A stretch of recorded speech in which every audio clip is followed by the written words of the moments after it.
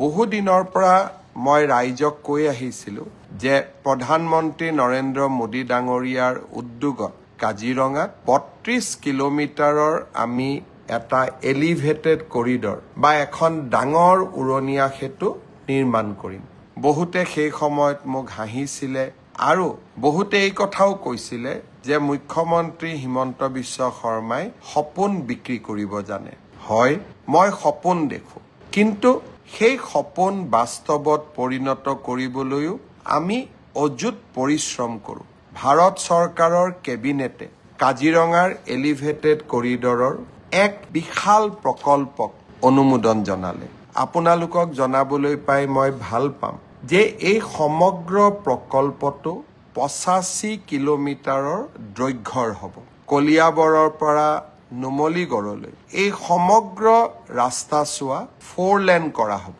অৰ্থাৎ আজি ইমান দিনে আমি দেখা পাইছিলোঁ যে কলিয়াবৰলৈকে 4 লেনৰ কাম হৈছে, নুমলীগড়ৰ পৰা যোৰহাটলৈ 4 লেনৰ কাম হৈছে, কিন্তু মাজৰ কলিয়াবৰৰ পৰা নুমলীগড় ৰাস্তাচোৱা আমাৰ 2 লেন আছিলে আৰু কাজিৰঙা অভয়াৰণ্য থকা বাবে তাক আমি সম্প্ৰসাৰণ কৰিব পৰা নাছিলোঁ। এতিয়া কলিয়াবৰৰ পৰা ৮৫ কিলোমিটাৰৰ ৰাস্তা আমি 4 লেনিং কৰিম আৰু স্বাভাৱিকভাৱে কাজিৰঙা অভয়াৰণ্যৰ অঞ্চলটো যি 34.5 কিলোমিটাৰ হ'ব, তাত এটা ডাঙৰ এলিভেটেড কৰিডৰ আমি নিৰ্মাণ কৰিম।